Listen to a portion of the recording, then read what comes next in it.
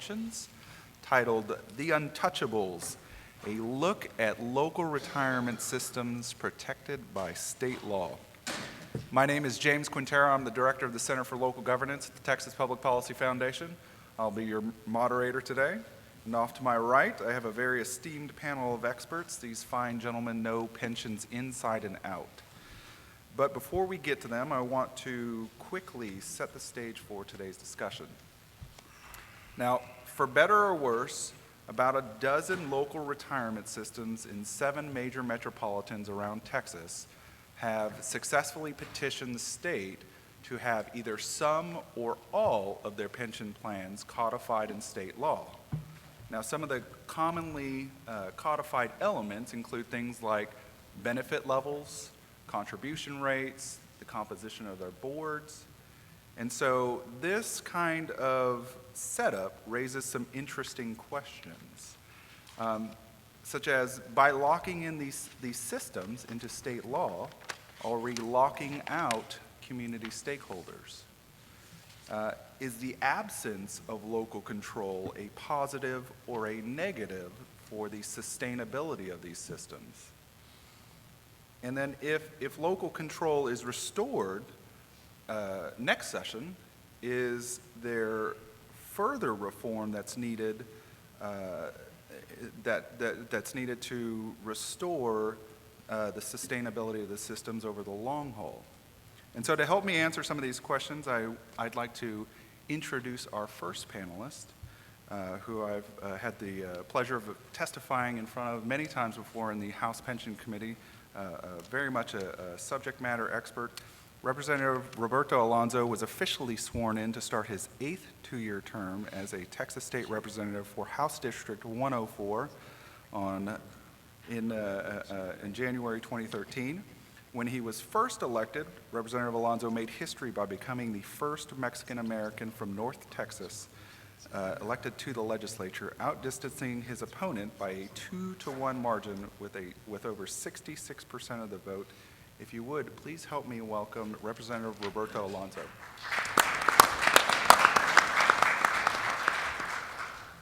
Actually, I'm in my 9th term and working on my 10th term. But in between, I took a 6-year vacation. Kind of what happens in the election process. You win, you win, you lose, you lose, you lose, you take a vacation. So I took a 6-year vacation and decided, actually, my wife gave me permission to run again.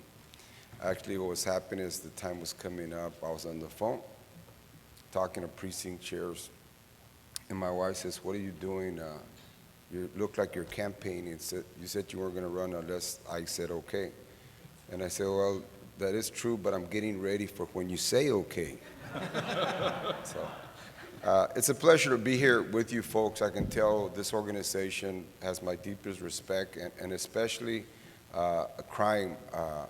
I've been working on criminal justice issues for years, and one of the things that I've seen evolve with the organization, some great folks that you have, like Mark Levin in this organization, is going from what was used to be called, or probably still called, tough on crime to being smart on crime.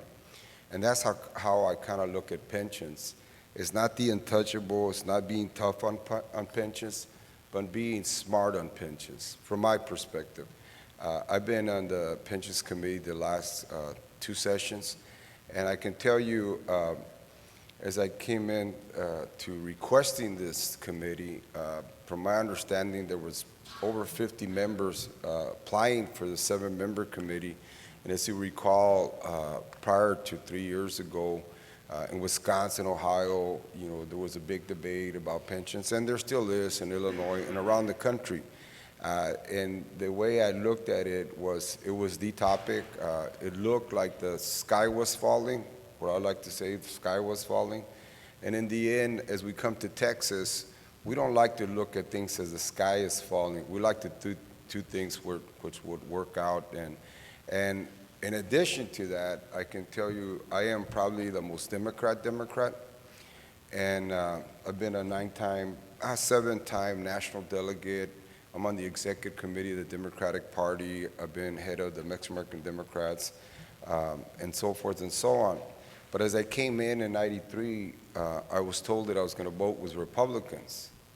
And I go, me, vote with Republicans? How can that be? Well, what you learn when you get in that building, when you're doing the off process, which is election time, it's very contentious, it's very, partisan, we, I think, say bad words about each other sometimes, But when you come to Austin in session, we gotta, think about what are we gonna do, and not look at it in red and blue lenses, bipartisan. I voted for every Republican speaker that's run. In fact, that becomes a debate during our primaries, who votes Republican, who votes Democrat. And I go, if you want to look at me, I voted for a Republican speaker, both Craddock and Strauss. And when Laney was there, I voted for him. So I say that as we move into the discussion on pensions, I like to look at it as a bipartisan fashion, which good protects us, and look at, and like I said, with a tone of what's smart, being smart on pensions, similar to the concept that you follow on crime, which is being smart on crime. And, folks, you know that more than I do about what it is. So in making my opening comments as it relates to the topic at hand, I think part of our big discussion starts off with talking about Houston. And we have a representative from Houston that's going to talk about it. And then we'll have 2 points of view on what's going on. And also, in this year's session, we had a discussion regarding that and the costs associated with and the best way to govern those plans. But as we observed, there's not a one-size-fits-all solution to determine the best way to govern certain local pensions. Currently, as Houston has 3 pension plans that are governed in 2 different ways. Houston Police and municipal pensions are governed by a system of meet and confer, which allows modification in pension plan design, including changes to contribution rates, benefit levels, and board composition. Part of what we saw is, as was commented in the introduction, I think we have a framework, how do we deal with pensions, but my position is every local pension can find a way amongst themselves, sitting down to talk about it, to come with the best result for it. In addition, another area that we looked at in this past session, there was a bipartisan agreement to address severe underfunding of the employee retirement system of Texas. The legislature did not resolve the state's pension crisis without input from many stakeholders. We used teamwork from all parties to draft the best plan possible. By reaching an agreement to increase both the employee contribution rates to a total of 19.5%, the legislature was able to bring the system to actuarial soundness for the first time since 2002. With a 32-year amortization period, the state is now positioned to pay off its pension debt in 32 years. The success with ERS shows that pension plans that work with their stakeholders can achieve financial stability. Therefore, before the legislature considers removing local systems from state law, in effect, removing stakeholder participation from pension governing bodies, along with local government, we should figure out if the problems are unique to 1 or 2 local plans, or if there's a systematic issue for all plans with similar governing structures. We all know the issue of debt must be addressed to ensure that there is continued investment in Texas so we can continue to enjoy the highest bond ratings that Wall Street has assigned us. We continue to lead the nation in job growth and provide a sound working environment with opportunities for all. Texas will continue to be the best place for people to live. The people covered under the state plan and local pension plan are a large part of making that happen, and the benefit to all Texans will be taking care of what matters most in jobs and long-term financial security of teachers, state employees, firefighters, police, and many others who take care of us every day. All options should be on the table. We should continue to have the political will to make the changes to make sense while remaining true to our commitment. And I'll tell you folks, As I said, I take a particular interest, and as I mentioned, many were interested as well. And kind of at the personal level, I'm 59 years old. I don't know if you can tell, because I don't look 59, right? No. But I've been married 31 years, and there's a couple of stories that kind of reminds me of what this whole issue of pensions is all about. One is from college. I think in college there was a thing called the MRS degree. You guys ever heard that? Okay. I had no clue, but now that I'm on pensions, I kind of get it. But the other personal deal is this. I told my mother-in-law, I go, ma'am, if I die, your daughter gets a pension and health care for life. And my mother-in-law responded in Spanish. She went like this,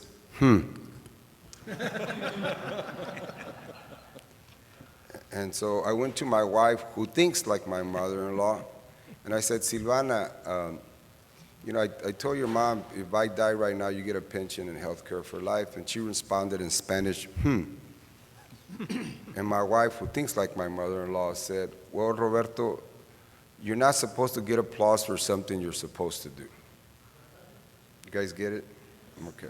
Been married 31 years. I'm still working on it.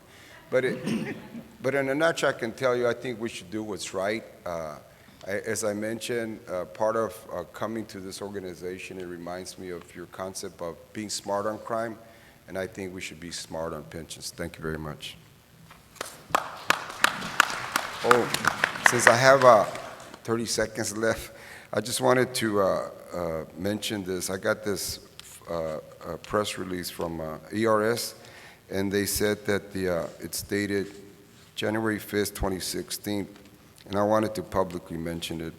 It says that the Public Pension Coordinating Council, a group of 3 national associations that represent more than 500 public retirement systems and administrators, recently awarded the Employees Retirement Systems of Texas with the 2015 Public Pension Standards Award for funding and administration.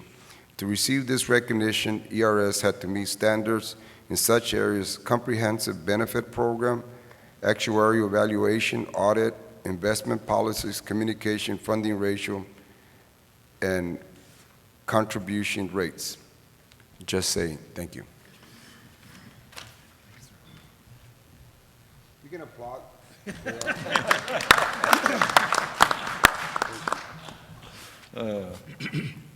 Good stuff, sir, good stuff. Our next panelist is very well versed on public pensions and pension reforms in general. Representative Murphy, Jim Murphy, represents District 133, which is West Houston. He serves as chairman of the House Committee on Corrections and is a member of the House Ways and Means Committee.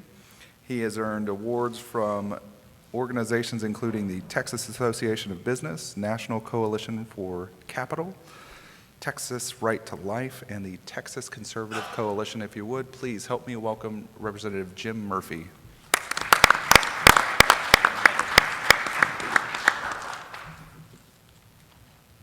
Good morning, and this is certainly a complicated and challenging issue, which tells me that you're either optimist or have found the wrong room to be here today.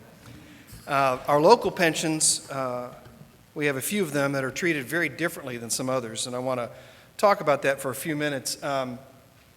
If I were asked to provide an alternate title for this presentation or what we're trying to achieve, I would call it Doing Your Own Root Canal, right? How pain and suffering can lead to avoiding catastrophic failure, which is sort of what we sought to do last session. We had the pain and suffering, but the good news is the patient survived, even though the operation failed, and we're ready for 2.0. So I want to talk about, in the next few minutes, really sort of what I see as the problem. I want to define that, if you will. Talk about what we experienced last session and maybe a little bit about what we see coming forward. I certainly want to recognize you, James, and TPPF for your efforts, not just today, trying to cast light on this little dark recess of government, but also for your efforts in the past session, trying to do something right and put all our pension plans on equal footing. I also want to acknowledge my colleague, Roberto Alonzo, who, although we don't agree on all this pension stuff, We work together, we talk to each other, we listen to each other, and I think he's a great example of the kind of folks that we have in the House. So let's start with what's the problem, what's the beef with the current system. This is not about ERS, TRS. Those are state-controlled systems for state employees, and it's appropriate to have the state control them. What we're talking about are a few, 13 out of close to 100, pension plans that are local pensions for local employees funded by local taxpayers that are controlled by the state. A little bit different. Now, some people will tell you the issue is the level of benefits people receive, that the benefits are too generous, they're unlike anything in the private sector, and that may be true, but that's not really what I'm concerned about. Others will tell you that, well, it's the type of plan they have. It's the defined benefit plan puts all the risk on the taxpayers, that if the plan has bad investment decisions and chooses risky investments, or if the market goes south, the taxpayers are on the hook to make them whole because they've promised them some incredible level of benefits. I don't think the plan is the issue. People want to move to a defined contribution plan, and we all know that as like the 401k style plan, but that really to me isn't the issue. It's not how much they get or the type of plan they choose. It's the structural design of the system. And what I mean by that is you have a group of disinterested, non-paying individuals, that is to say your legislators from across the state, telling local taxpayers what to do, how to pay their people. And that is a strange situation where the state is putting in zero money. The state puts in no money into these local pensions, but wants to have the control. That sort of sounds like D.C. perhaps, Moscow to others, more paranoid. But largely, that is what these pensions have to do. So what I sought to achieve last session, what I still support, is the concept of local control. My father, Bob, very wise man, once told me that if it's none of your money, it's none of your business. And my thought is that shouldn't city councils, local city councils, be empowered to choose what level of benefit they want to provide and what type of plan they want to provide that best fits their needs for their communities. I mean, think about it. If you have a very young police force, for instance, you're interested in high pay early on because you're a young guy and you're trying to get ahead. If you have a bunch of people looking towards retirement, you want older group, you may want to load up that plan. So each community really should have that ability to make those choices. So Roberto, let's talk about Houston. Houston's one of those 7 cities, 13 plans, that is under this state control issue. So give some numbers, not to go too far in the weeds, but just to understand the scale of this. The city, prior to this year's CAFR, Consolidated Annual Financial Report, the city is only required to show a portion of its pension liability, about $1.2 billion on its financial statements. The pension actuaries, however, were reporting at about a $3.2 billion deficit. The city's most recent CAFR was just released like a week ago, maybe less. I think what day it is. So, yeah, it was New Year's Eve, a week ago. So according to their new report, taxpayers actually owe their employees, that's what Houston owes, over $5 billion over and above what is in the pension trust funds. That's about equal to the entire city of Houston budget. The cost of pensions last year in Houston was $689 million, about 15% of the city's budget, more than the budgets of Public Works, Solid Waste, Housing, Community Affairs, Parks and Library combined. The legislative changes the state have made over the year have produced 2 different effects, and they're each important. The first is the crowd out effect, where other budgets are reduced to make up for the contribution. Road repairs, police, libraries, these are good and nice things to have, but the pension payments are an obligation. You have to make those. The second is the ratcheting effect when you have state control. Benefits just go up and up. And why not, I ask you? The people who vote on them don't have to fund them or experience the downside of a growing expense. We looked at, bless you, we looked at about 50 or so bills passed since 1987 for Houston's pensions. Increases occurred in adding the DROP program, the Deferred Retirement Option Plan, upping the COLA amount and increased rate, accelerating the multiplier for higher benefits sooner, allowing benefits to continue to grow up to 40 years in service instead of capping them at 30, increasing the death benefit and the payout percentage, and allowing the city, in some cases, to pay the contributions of its employees. The only reduction we could find was reducing the number of years it takes to earn a pension. That's not really a reduction. It's possible that there were reductions we missed, or perhaps via local agreement, but I doubt it. In any case, the balance is quite clear. This is a system that does not work for the taxpayers. I'm not saying it doesn't work, but it doesn't work for the taxpayers. In fact, it barely involves them or even acknowledges their existence. Now, look, none of these benefit increases of themselves are wrong. We simply have the wrong people making those decisions. Houston's not alone. According to the most recent data from the Pension Review Board, our state board, Dallas has an unfunded liability of $1.8 billion, and Fort Worth is at $1.2 billion. These are last year's numbers, and when their new CAFRs come out, and they may have, I just haven't gotten them from the PRB, they will be significantly higher underfunded amounts. So the political environment for this change and for pension reform is really not favorable across the nation. Last year, San Diego, James, you know this, the voters decided via petition that called an election to move their plan to a defined contribution plan. They had an election. The state pension board refused to recognize the results of that and instead cited the primacy of a meet and confer agreement. Now, of course, this is being litigated, but that precedent is pretty significant, pretty chilling. When do taxpayers get to determine their own obligations? I was asked to talk about last session briefly, and I think, Roberto, we need to have a legislative coroner to explain how bills died, because there are many causes of death, and we're not really sure. But some things I will offer to you is our environment, which is not California, is a little bit different. Republicans don't want to be seen as being soft on crime or against first responders. Democrats want to be supportive of labor. Plus, we all like to be nice and say yes to people, and it's not our money, so there you go. Most importantly, we do not have a widespread understanding of the issue's scale or impact, or an appreciation that our status quo usurps local control. Thank you, $5. So, now, and the point about this is really simple. When we in the legislative process, you know, the status quo always has momentum behind it. We're, you know, physics and entropy, a body at rest tends to stay at rest. And so people go, well, Jim, that's how the system is. Well, if we came to Austin today and said, hey, I got an idea, let's control all these cities' pension plans by taking them over, we'd have a revolution. But because it's a status quo, well, nobody wants to mess with it.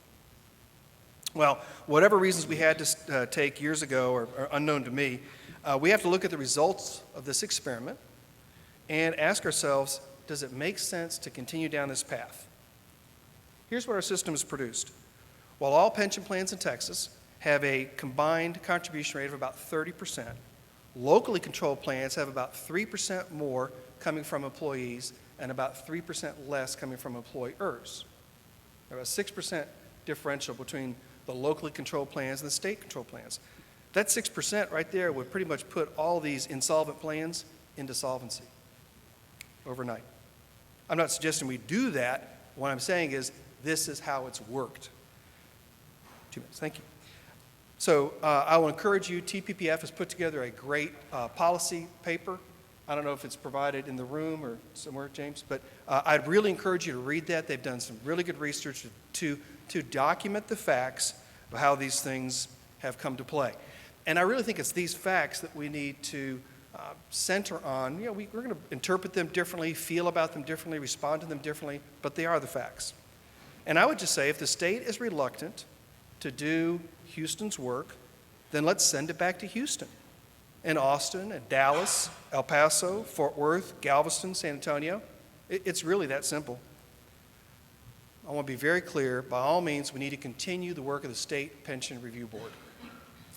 We need to make sure it has the sufficient information, transparency, and authority to ensure that whatever level of benefit or type of plan chosen by a community, the plan is solvent, the entities funding it responsibly, and the present and future retirees are protected. That alone should be the state's role in this local financial matter. We also need to protect the plans and agreements in place so nobody moves the goalposts during the game. A deal is a deal, but let's send these plans home. As a state legislator, I've seen bills, we have approved bills to let people noodle for catfish, ride motorcycles without helmets, and marry the person they choose at 18. Shouldn't we let them determine what to pay their employees? Thank you.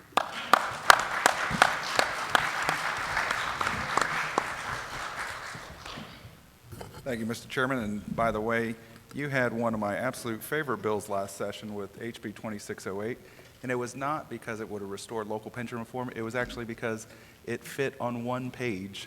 It was just a short paragraph of bill language, so thank you for that. Our next panelist is one of my favorite pension sparring partners and definitely has a good grasp on the issue, even though we may not agree on it. Max Patterson is the Executive Director of the Texas Association of Public Employees Retirement Systems.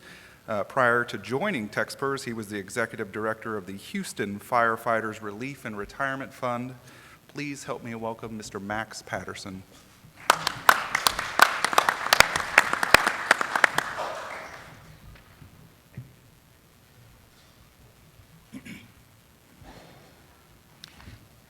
Thank you very much, Jim. I want to commend those of you that are here today. I want to say that pensions is a very complex and confusing subject. It's not easy to understand, and I wish the room was a lot more full. I was here yesterday on local control, and it was standing room only, but I guess pensions is never a sexy subject, but thanks for being here.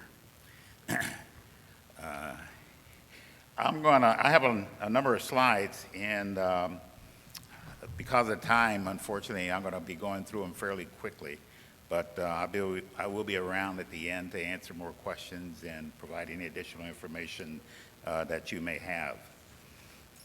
Basically, I'm going to talk about three key things that keep coming up, and they're unfunded liabilities, amortization periods, and the fiscal health of pension funds that are in state statute that you hear about.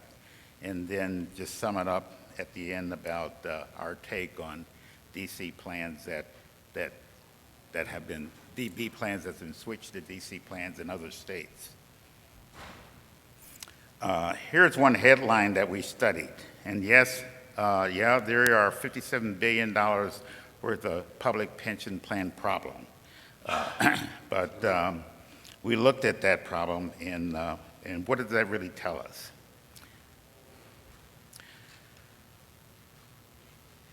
First, we, along with the Pension Review Board, don't agree that unfunded liabilities are the best measure of pension fund health for the following reasons.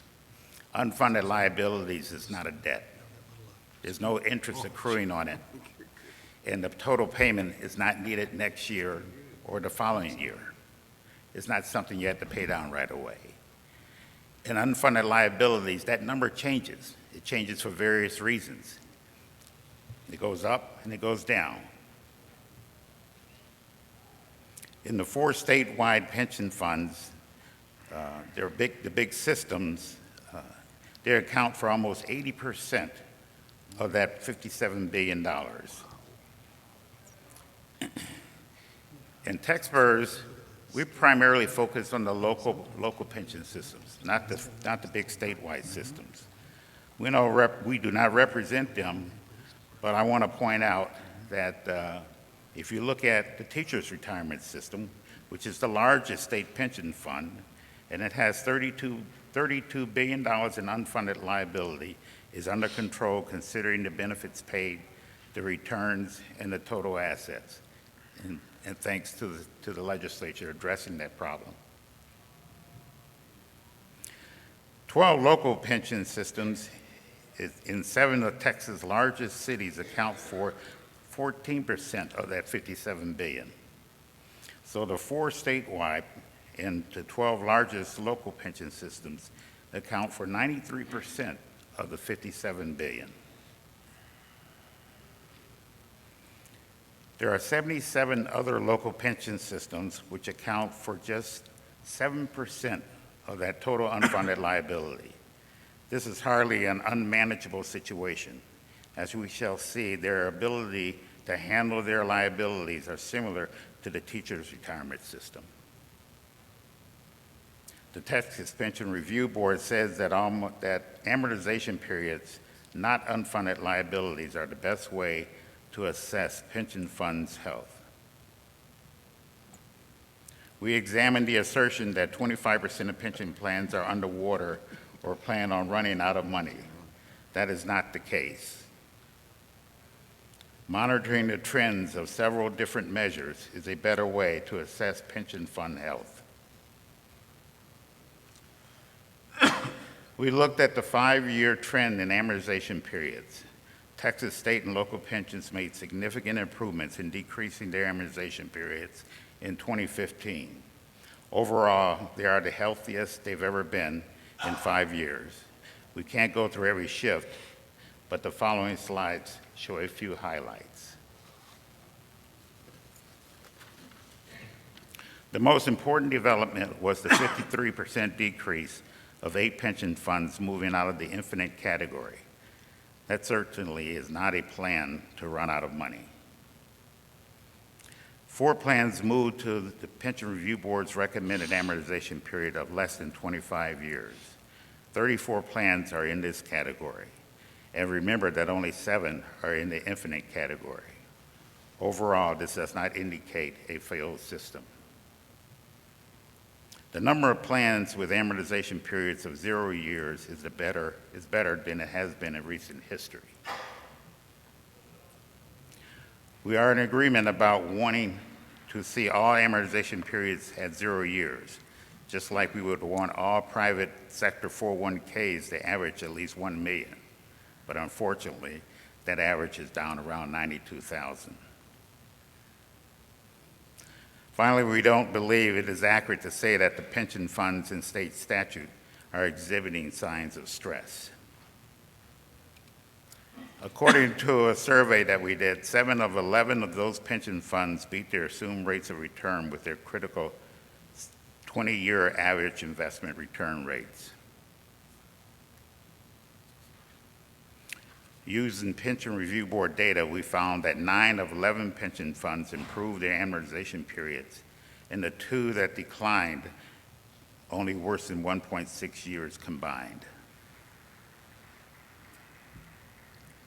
2 studies support Texper's view that defined benefit plans should remain part of the 3-legged stool for retirement income, with defined contribution plans and Social Security. But unfortunately, many cities don't participate in Social Security, so defined benefit plans is all that they have. A few years ago, Texper asked an actuary to use real employee demographic data to compare costs of defined benefit and defined contribution plans in Austin, Houston, and San Antonio.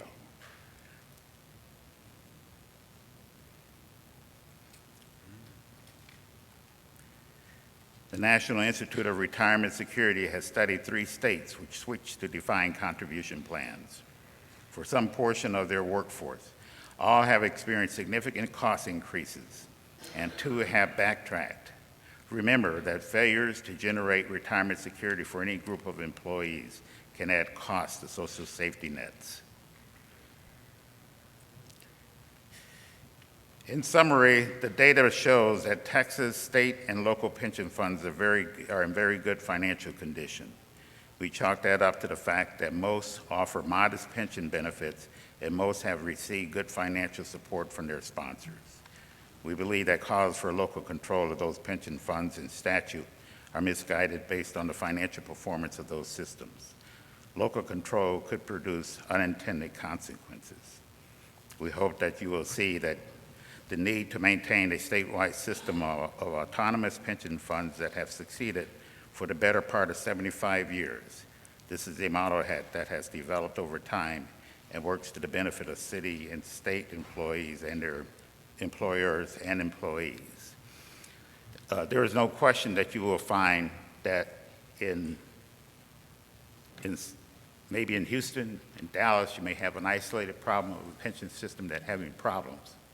But we feel that in those cases, you should address that problem at that city. Don't take that city and say that that exhibits a problem that's statewide, and therefore you make a change in the law that affects every pension system across the state. Address the problem in that local jurisdiction, and I think that that's a better approach rather than trying to take a statewide approach to it. Thank you.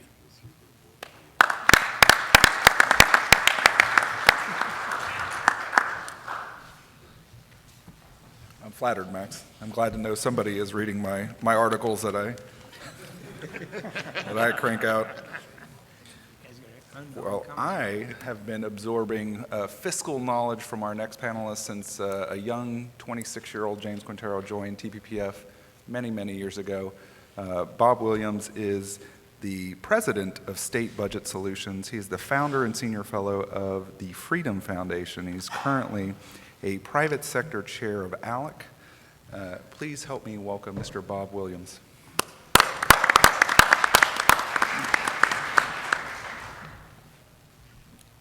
Well, Representative Murphy described the problem that we're having in local governments. My background is I used to be a CPA, used to be a government auditor back in Washington, D.C. with the Pentagon and Post Office. But nothing in that experience prepared me for the state of Washington when I became a state legislator and a lack of fiscal accountability. I just wish we could get every state to go to generally accepted accounting principles rather than GAAP. There's a big difference in the world. But let's imagine here in Texas that at the local government, we had a pension system where government pensions were secure with at least annual transparency. Let's imagine that the employee or the retiree was in control of their retirement plan. Let's imagine that the employer met the annual contribution for pensions, that funding was protected for other services, that it was fair to all, and the solution was sustainable. Can you imagine that in this state? You have it. You have it. 3 counties, Galveston, Brazoria, and Matagorda, have that. Now, it's interesting, in Galveston, the police and firemen are excluded from that system, and they're in deep trouble right now. But what's the difference? By the way, you have that for higher education faculty. It's a voluntary program. Let's do voluntary for everybody. 40% of your higher education faculty are in a defined contribution. And they say, oh, the employer won't be able to invest. Well, there's TIA Craft and there's other things that do an effective job of investing.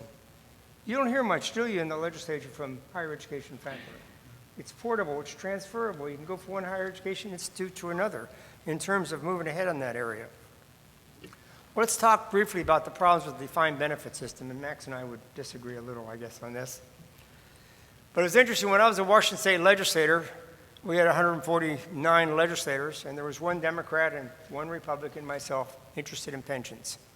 And whenever we would go before the Ways and Means Committee to present our reports, they would walk out. They wanted to kick the ball ahead. Let's not talk about it. Do you know that none of your Texas pension public plans employ a funding policy consistent with the Society of Actuaries Blue Ribbon Panel on pension funds, and then tie that to budget risk? It's one of the things I urge the legislature to do for all the public pension plans in the state. Use the Society of Actuaries report and tie it to. What do I mean by that? If you do nothing else, you can continue your highly optimistic rate of return estimates, but at least require a rate of return assumptions based primarily on the current risk-free rate. Show the comparison of those, because that's where you're going. I'm going to cite in a few minutes some public pension plans that were secure. No one worried about them until they went bankrupt. Houston's heading in that direction. The amortization of gains or losses, according to this report, should be completed over a period of no more than 15 to 20 years. I noticed some of your police and firemen are 55 years. Ooh. Asset smoothing should be limited to 5 years or less. You know, your city and county personnel believe their pensions are secure. In Detroit, they believe the same thing. When they went through bankruptcy, they found that their checks were shrunk by 6.7% for 12,000 retirees beginning in March. Making matters worse, they had this optional system where you could invest in, and the city guaranteed a certain rate of return, and the bankruptcy judge said that's too high. You have to repay it. I'll give you an example of David Espy, age 58. He was required to repay the city $75,000 in extraordinary gains in a lump sum, while meanwhile his pension of $3,226 was cut by $216. And if he didn't repay it in a lump sum, that's okay, he could charge it, 7.5% interest a year. In addition, in Pritchard, Alabama, the city was heading into bankruptcy. They went to the bankruptcy judge, and the bankruptcy judge said, pay the pensioners first, and then whatever you have left over, do police and fire and public services. The city said, no, we're going to do essential public services first. There's no money left for the pensioners. For 2 years, they didn't get any pensions. Central Falls, Rhode Island, Washington Park, Illinois. Public employees have seen their retirement benefit cut. You know, you have 3 cities that have among the heaviest tax burden for debt, and again, I call unfunded pensions debt. Dallas, number 2 in the nation, Houston, number 3, and San Antonio, number 4. One of the things that we see quite frequently on pensions is rosy actuarial estimates of earning 7.5% or 8%. In California, they raised the estimate because they wanted to put less money into pensions. Tell me where I can put my money and be guaranteed 7.5% interest. The problem on pension reform, and I've fought this battle for years, I have the facts, but facts don't win, stories do. And that's what we overlook. And for too often, many of us who might call ourselves conservatives or libertarians blame the public employee workers. The workers are not at fault. It's the legislators or the county commissioners or the city council people or the unions who have given those benefits. So we need to engage the workers. We need to address the workers and talk about, we want to keep the promises made to public employees. The benefits you earned, you're going to get. Now, if there's some slush funds or whatever it is, the $1 million buyout you get in Houston, if you're a police or fireman, that goes away. But there should be immediate vesting of the pension system. The best solution is talk to employees and say, we're going to keep the pensions you earned. We're going to keep our community safe and strong. It means we're not going to have to lay off police or firemen, or in Detroit, or in Chicago, 350 teachers laid off this year because they don't have enough money to pay the pensions. And we're going to keep politicians out of your retirement. You know, every time I mention that, even though I'm a former one, boy, the state employees get really happy if they're not going to be playing games with the system. There is an urgent need, I believe, to go to the defined contribution plan. It works well in your 3 counties in the state. It works well for higher education. It works well in other states. Because if you go to the defined contribution plan, it has immediate vesting, there's a full range of opportunities for investing, and there's full access to funds under federal law. The employee's in charge. Imagine that. What a concept. Now, if you can't get the votes to go to defined contribution, I understand the problem of going to defined contribution, but again, I would do some videos. I would do a video of a firefighter in Galveston versus the public employee in Galveston, or a higher education family where one is in defined contribution K-12 system and the other is in higher education 401k situation, and show the difference what's happening on that. But I think if you can't get there, the other reforms that I believe are non-negotiable is set predictable employer contributions and cap existing and future liabilities. No loopholes. We're not going to dig the hole any deeper. Now, what's negotiable if you go to a 401k or a cash balance or a hybrid or a defined benefit with risk-free rate of return, those are negotiable in terms of that. But the other thing that needs to be done is to eliminate the double dipping the use of base pay only for computer and retirement. I'm amazed in California how many retirees are getting 20 or 30% more in retirement than they ever got as a full-time employee.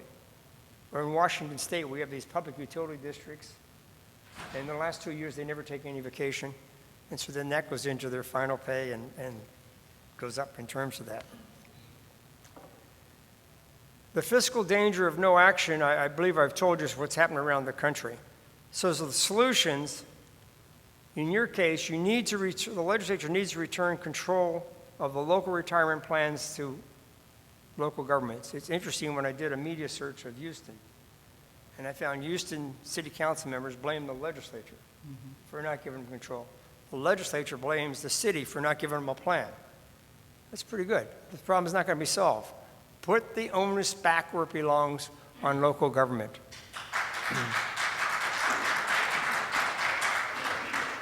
I also applaud your governor's decision to appoint Josh McGee to the State Pension Review Board. I know there's some unhappiness about that, but that's going to make a major difference in terms of accountability and what happens on pensions. The federal judge who presided over Detroit's bankruptcy urged 3 steps for other public entities to avoid municipal bankruptcies. 1, make your pension payments. And maybe that's something else the legislature would require, is to make the ARC, even though the ARC's not in GASB anymore. Make sure you're calculating your unfunded pension liability correctly.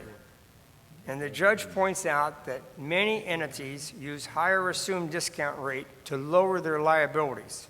Now, in Washington State 4 years ago, we had an unbelievable case where the legislature didn't want to put more money into pensions, so they assumed that state employees would work for the state longer, and then when they retire, they die in the first 2 years.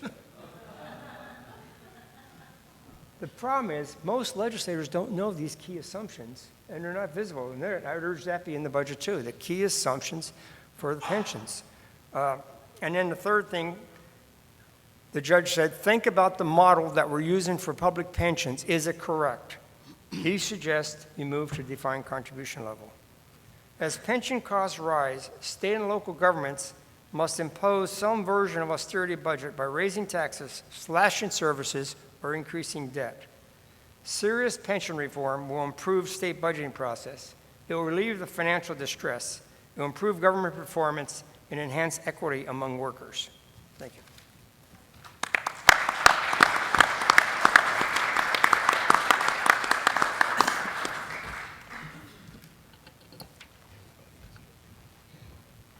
Excellent presentations, gentlemen. Why don't we move to audience Q&A at this time? Does anybody have a question? You start right here in the front. We've got a roving mic here coming around.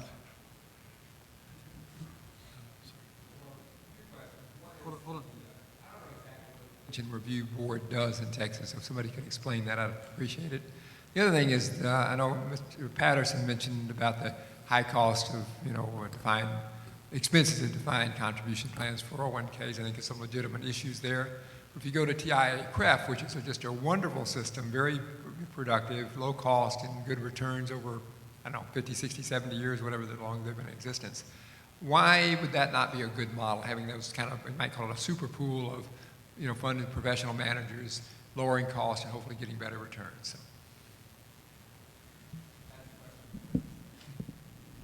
I guess as you look ahead, it'd be great to get 7.5% interest ahead. If anybody looks at what's going on in the economy, if you really expect you're going to get 7.5% interest over the last, you look at the states over the last year, not too many states were as fortunate as Texas on their rate of return. It's not going to happen. It simply won't happen. Defined contribution, what's the opposite to it? The private sector has moved there. Even in my state, Washington State, heavy union state, the militant, I call them militant, the very liberal Boeing Machinists Union voted to go to the defined contribution model.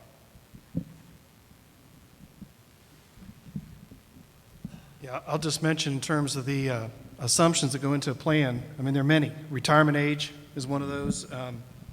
How long they'll live is another one of those. So you have to err on the side of making sure there are enough funds there. So all these different factors contribute to a really steep slope on a contribution rate. Max and I are talking about many entities don't make the contribution they should. the actuarially retired contribution turns out to be about half of what's often necessary in the plan because of the assumptions on return rates. Those who follow pensions may have noticed in Congress, Puerto Rico is trying to get a bailout. And the feds are looking at maybe your rate of return ought to be what treasuries are doing today. In other words, like 3.5 instead of 7.5, which takes plans that are, underfunded by, 20 billion and makes them underfunded by 40 billion. So it's a pretty cataclysmic change that may show up in state accounting, which would be a pretty hard thing to address. But the Pension Review Board is really key for us in Texas. It tells your local, Longview city employee, you can look up and make sure, where are they in terms of their fund balances, their accounting, their amortization period, all that data, not all the data. Much of the data we showed you today comes from them, and that's where your average Texas worker who's out there in some city can go, yeah, I'm in a good plan, or I'm not, and can take some action. On the assumption rate, a number of plans have been coming down, but what's keeping some of those assumption rates up is as the pension fund ratchets down that assumption rate, it increases the liability on the part of the city. And then in the city, it makes the problem on the city side even worse. And so you have the pressure from the city saying, don't change it. And so you have that dichotomy that's going on.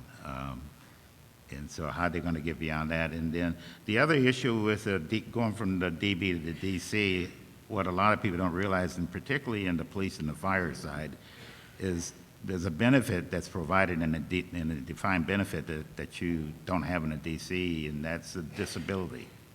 If you have a policeman or a firefighter to go out on a disability, that's a major benefit, and you'll lose that when you go to the DC side.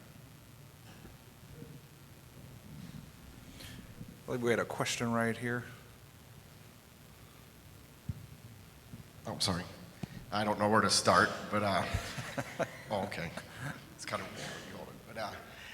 But the global picture I really look at as a policy issue is let's look at Texas. A lot of these examples are where things were done incorrectly. And the things that were done incorrectly is that the people didn't pay their debt at the local level. And sometimes cities, because of political expediency, they want to spend that money today on their pet projects. They want to do some ribbon cuttings and have their names on buildings. If they have this money and they're not told by state law that they're going to have to pay so much along with the employee, it's not going to be done. That's the reason we have state oversight. I took offense that I can't, Mr. Murphy, that you say you have people on a committee that are disinterested. If you're disinterested, you shouldn't be sitting at the Capitol building if you're sitting on a committee. We need you guys to have oversight. So either pensions don't act irresponsibly or the cities don't. You need that oversight. I will tell you, you look around the country, you don't have issues with policing. That's a big issue right now going on. You don't have that here in Texas. Why? Because this is a huge benefit that attracts, it recruits, and it retains people in those organizations 25, 30 years. We don't want a portable employee like they have in institutions of higher learning. That costs municipalities tons of money to rehire, retrain. You have it's a direct correlation to the recruitment and retention of good professional people. If these benefits go away, KD bar the door. You go to DC plans and fire and police services, it's going to be chaos in this state. I can guarantee you that. You have professional policing, professional teachers, and professional firefighters in this state. We do it better than every other state. I'm proud of this state. I'm proud of the job our legislative committee does up there. They're not disinterested. Like I said, if that's the case, let's put everything at the local level. Why doesn't the city, we'll take over standards to what it takes to be a police officer. We'll get rid of T-close. Why don't we do our own driver's licenses at the local level? If you're going to go local level, do it all the way across the board. But we do need state oversight, unfortunately. We do, because people don't act responsibly a lot of times at the local level. Thanks. Chairman? Yeah, to answer your question, no, just kidding. A couple of different things you bring up that I think need to be examined. I think that's the disinterested. What I mean by that, very specifically, is none of these legislators directly are going to pay for any of these benefits that they're mandating, right? You know, you're from Longview, you're voting on a plan for Dallas. So that's what I mean by that.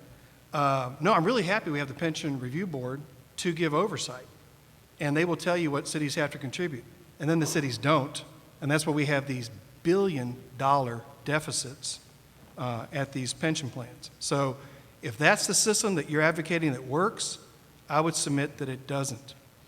So I want to be clear about that. You know, the idea of local control, no city council, I believe, is going to be cavalier or negligent and not want to keep people hired and working as public employees. They're in the market. They understand what it takes to hire, attract, and to keep good people. And one of the things I was very clear on, nobody who has an existing plan should earn their benefits should see any type of a loss. That's not what we're advocating. But the notion is the people who pay for and receive the services should decide how that works, not people from across the state.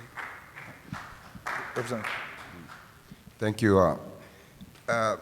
So in commenting on your comments, it kind of makes me think of what one of my pastors said, give unto God what is God and to Caesar what is Caesar, Caesar being the government. Okay, what government are we talking about? One of the big discussions as we talk about this panel is, I said I would prefer to change to being smart on pensions. But in talking about the concept of local control, limited government, in that building, every time we give a speech, every time we vote, we talk local control, limited government. But let's talk about the specific conversation we're having. And we can use several examples, but let's start off with Houston. We had tons of discussion about local control as it relates to Houston. In the Pensions Committee, we said, okay, Houston, you guys need to have a conversation as it relates to the way the process is right now. So what happened is Houston did not come to an agreement to present to the legislature, so we didn't approve it. But let me tell you how the process works in Austin at the Capitol, and I've been there 18 years now, is yes, we are a state legislature, but when it relates to local issues like Houston, we defer to the Houston members. When it relates to San Antonio, we defer to the San Antonio member. When it relates to the Dallas area, we defer to the Dallas. Is there a statute that says there? No. But what do? We defer. And I'll tell you this, for example, as it relates to Houston, I know the term was used disinterested, and Representative Chairman Murphy explained it. But I can tell you, when it came to Houston, every single member from Houston was very involved, just like San Antonio. In addition, I'll tell you, there's 3 ways to participate in this process. You can be for something, against something, or not participate. But that not participation is a big participation. The other part I'll tell you is this. If you don't like what the Houston members are doing, with the exception, of course, of Chairman Murphy, get rid of them. If you don't like the San Antonio, likewise. And I'll tell you, I have had that experience. I was here 4 years, and then, like I mentioned earlier, I took a vacation, and I kind of was able to convince folks. But we do have, I can tell you personally, and as I said, I'm a Democrat, okay? But we defer strongly to how the local folks feel about what is affecting their area. Lastly, I'll talk briefly about the judge and defined contributions that he commented. We prefer, I think, that we be involved in making those decisions instead of a judge doing it to determine whether it's defined contribution, and I could mention a couple other issues, but I think I made my point. I think there's a lot of fear of what a defined contribution model is versus what it actually is. Talk to your higher education faculty that are in it. Talk to those 3 counties I mentioned that are in it. Defined contribution works very well. It's working very well in the private sector. The second thing is you mentioned K-12 teachers. Do you realize that 40% of the teachers in your state don't work long enough to vest in the system. Some of them may work 8 years, and they leave. 40% of your teachers. And what do they get back? Just the money they put in. They don't get back any of the school district money. Is that fair? Why not put them in defined contribution where they earn money day one and move ahead in terms of doing that? We have a question right here, and we'll go to you next. Yeah, let me second the last comment that was made there. I worked in Colorado as a college professor for 8 years, and I was in a state retirement program. And when I left, they gave me my money that I had put in, not their contribution, and no return on even my half. I really got screwed. So when I came to teach at Texas A&M, I've taught in Texas for 34 years before I retired, I absolutely wanted to do the not the defined benefit, but the defined contribution. And most of the faculty there do that. I think people who will take the time to study will conclude that has, for many reasons, I think it's a more attractive option. And given the situation in most states and many municipalities today, I don't want to trust my retirement 30 years down the road to these plans because I don't trust the politicians to do the right thing. And when I retired, all of my money, it was my money, and I don't care what happens to the state of Texas or College Station or whatever. And I'm very thankful for that. And if I died by accident a few years after I got killed, after I retired, I have lots of money that would go to my wife, to my children, and so forth. I think it's a much, much better situation. I don't think it's a step down. I honestly think it's a step up. If you want to go work one place for 50 years, then maybe the state retirement program is for you. But I think for a lot of people, I didn't want those handcuffs. Thank you. Yes, sir, in the back. David Hoyer from Houston. There's a huge disconnect here. I mean, Houston is insolvent, okay? This year, we're not going to be able to fill potholes because the municipal pensions, in particular the fireman's pension, have no obligation to meet with the city government whatsoever. And now the current tab is a $5 billion hole. So, and I come here to Austin and I hear people like Mr. Patterson say, well, Houston should just fix its own problem. That's a fundamental misunderstanding of the situation. Like I just said, they have no obligation to do anything. All of it comes through Austin. Okay? Austin needs to fix this problem. Thank you, Mr. Williams, for your understanding of the problem. So my question is for Mr. Murphy. Do you think, I come up here and people have no idea. In particular legislators, they're like, oh, well, it's that gay mayor's fault that you have, or something like that. So my question is the legislature finally coming around to understanding the situation, and are we going to get a fix in the next session, or is the city going to have to go bankrupt a la Detroit before Austin gets it? Thank you. Well, to kind of rephrase your question, is this something that's ready for a legislative solution? I thought so a year ago. I'm not so sure now. It's something that two things have to occur, and Roberto, I know, will concur with this, which is one, it has to be understood as a problem. Everyone has to say, wow, that's really a problem. And it's not just Houston, as I mentioned. It's San Antonio, it's Fort Worth, it's Dallas. Houston may be the canary in the coal mine, but the others are not far behind. And when you consider it as a percentage of their budgets, in fact, I've got a report here from Moody's that says, people might say, well, at least we aren't Detroit. No, Detroit's at number 17. We've got numbers 6, 8, 11, and 2 on the list. So Detroit is actually ahead of us in some of these metrics. So first, people have to understand it's a problem and that it's a state problem.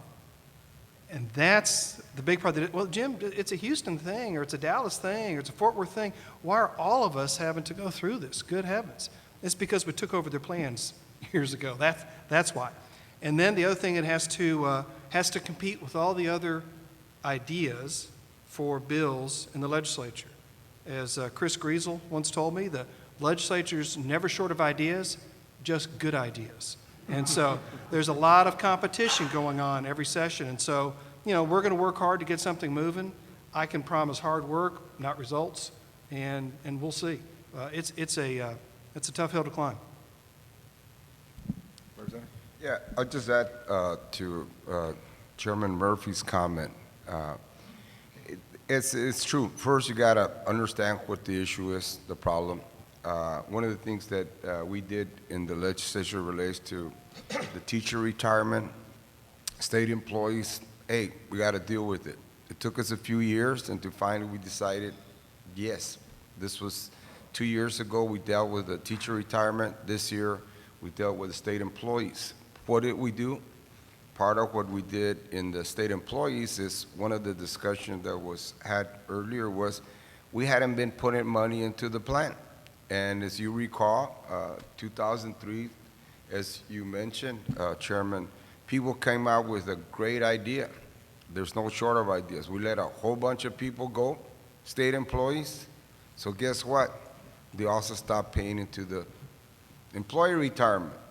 And then a few years later, we get it. So there's an issue. Then we gotta come to a discussion and get something done. And I mentioned earlier, I will repeat,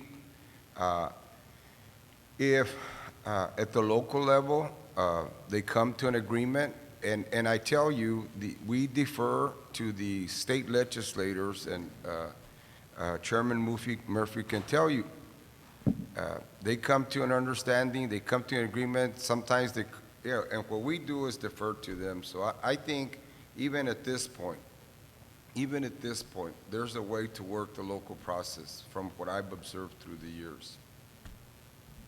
I believe we had a question right here. Okay. Oh, you're going to hold it? Thank you. Thank you.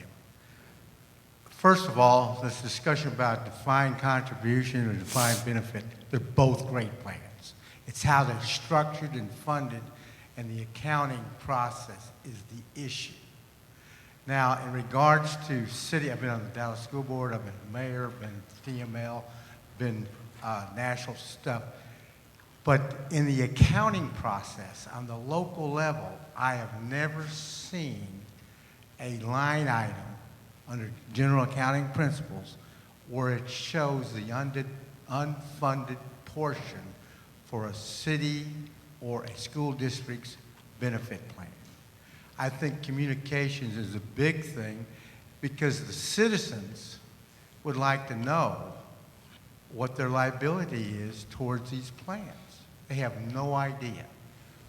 How would you go about correcting this issue? I may be wrong. Panel? It's buried in the footnotes of the CAFR. It is there, but you almost have to be an accounting expert to know where to go find it. Right. Yeah, the blended accounting form of government is Byzantine at best. I would just say, I think the PRB can, through rule, help specify data to provide that kind of transparency. And I think we just need to have some conversations with them. And I just really want to quickly piggyback the gentleman from Houston. All of you, if you're interested in this, need to be talking to your legislator so they understand it's an issue to their constituents. So I want to make sure we're clear on that. Yes, sir.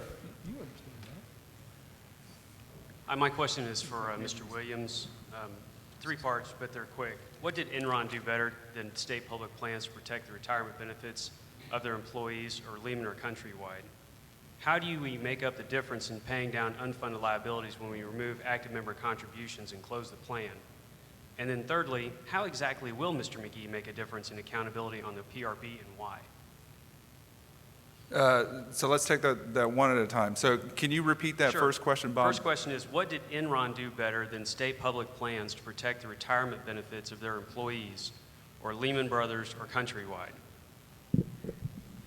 Nothing. But the problem is, you're public officials here, and you're expected to protect them.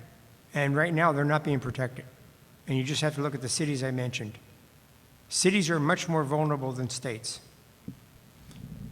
Real quick, question number 2. Question 2 is, how do we make up the difference in paying down unfunded liabilities when you remove active member contributions and close the plan? When you're in a hole, stop digging. So stop making the hole deeper. You go to defined contribution, you're not digging any deeper, then you can put money into that to pay down that debt. over the amortization period. But at least you're not digging the hole any deeper. Right now, you're digging deeper. Every day, you're digging deeper.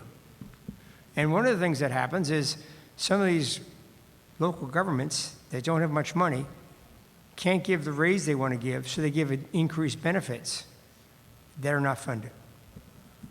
And then real quick, last question. The last question, and I'll tell you on the member contribution part, if you remove member contributions, there's a certain percentage of that member contribution that's paying down unfunded liability. So when you remove it, you're actually taking money away from the plan.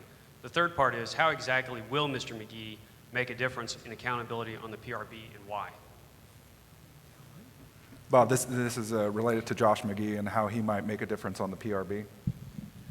I think he completely understands pension and pension funding, and I believe that he will give some leadership to the board, coming up with some more guidance for pensions. For example, implement the actuarial report, fund the annual required contribution to pensions, et cetera. I believe we have time for one or two more questions. Yes, sir. Tell us what percent of the budget is going to these pension plans in both Dallas, Houston, and San Antonio? Sir, the only number I had was Houston's number, and it was 15% was what the CAFR showed last year. So I don't have the data on the others, but we can get it to you. If you'll see me afterwards, and all of us will be available afterwards, we'll find that out for you. And one of the misleading things about pension health is you might say our plan's fully funded. Well, if you throw enough money into it, of course, right? It'll be very healthy. That doesn't mean it's proper or appropriate or commensurate, with need or with the market.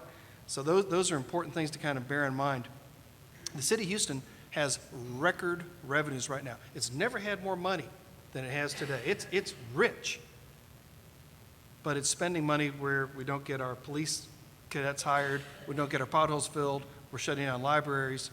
That's the crowd out effect I talked about. But we'll happily talk to you about that. Sir, one right here. Then we'll wrap it up with that last question. Actually, I have two questions, and I don't know which one's most important. But the first one is real easy. Any comment on net cash flow as a measure of pension health? You talked about the duration. You're talking about return on investment? The net, so for instance, TMRS through September 30th, paid out $600 million more than they took in. Okay, I see what So you're that's a saying. net cash flow. Right. How is that a good measure for health of a pension fund? That's one thing. The other one is, what is the sentiment on how do you make these pension funds do a risk assessment of their investments and communicate that to the community, how much risk they are taking in things like private equity? Real estate's good. Day job gets a plug. You're asking complicated questions. A pension fund can basically, without getting in a lot of detail, they can stress test all of their investments and to see if they're putting too much risk on the entire portfolio. But I would say that most local plans do not do that. They don't stress test. You probably get it at your statewide plans, your larger plans. They have the professional staff to go out and do that sort of thing. I would say you probably do not get it done that much on the local level. Now, there might be some exceptions at your large major cities, but beyond that, you're not going to see that. And your first question, that number, that's going to fluctuate based on the hiring that goes on with the city. And it's going to go up and down as the city hires more employees, particularly if you look at Houston over the years have gone through a cycle where they have hired and then have laid off and then have hired back, and then they have laid off, and it goes from one mayor to another mayor with the income that comes in, and unemployment. It goes through cycles, and in a lot of cities that happens. And I'm going to add that, and I want to say something. I grew up in the city of Detroit, so I'm thinking about this reference to Detroit. I hate it when people make comparisons to Detroit when they talk about pensions. Detroit went down because of corruption and stealing, and people went to jail because of it. It was not a pension problem. So don't drag Detroit in when you're talking about pensions, because it was just a bunch of politicians who were thieves, and they spent a lot of money that wasn't theirs, and they gave it to their buddies, and a lot of them all went to jail for it. But it was not the pension. And in the city has a major spending problem, and it's not just the pension. They have really gone into a lot of debt, and they've gone out and borrowed a lot of money, and I wish the new mayor a lot of help, but he's got a big problem in trying to figure out how to balance that budget, because it's hard to say to the general public, you know, I'm not going to fix that park up anymore, and I'm not going to do this, and I'm not going to do that, and we're going to have to put a stop to it because we have to rein in the budget, and that's what's going to have to be done. Let's field one last question. I'm getting the hook, so panel, if we can keep the answer brief, we'll get out of here. Well, it's, I guess, more of a kind of a closing thought, maybe. One of the big challenges in this discussion is, as in most policy discussions, is understanding what the facts are. And I would make a statement of argument that the walls in this room are brown. And it is a fact. And I don't think anyone can deny that I can state as a fact the walls in this room are brown. But is that a accurate description or portrayal of color of this room, if that's what I'm trying to do? And so one of the challenges in this subject is really understanding what are the facts. And many people throw out facts. I've heard it for quite some time. But understanding the relationship of those facts and the importance of those facts as it relates to the context of the question at hand. I think it's very appropriate that the walls in this room are brown, but is that an issue? Is that important, related to the description of the color of this room? A couple other things related to higher education. There was a lot of discussion about TIA CREF. Higher education, especially in the public safety sector. Public safety sector really doesn't have the luxury of working a little longer if the markets don't turn out well. It's not practical to have a 60, 65-year-old firefighter out on the streets. And it's really not that practical to have a 60, 65-year-old cop out chasing bad guys. So there is that consideration more specifically to public safety than general administration. And with that, I'm sorry, sir, we're going to have to leave it there, but I want to thank our panel today and let you know that this conversation is going to continue on the Texas Public Policy's Think Local Liberty website, just launched this week. I encourage you guys to go there, like it on Facebook. Please help me thank today's panel. Bet you we can do a lot of things.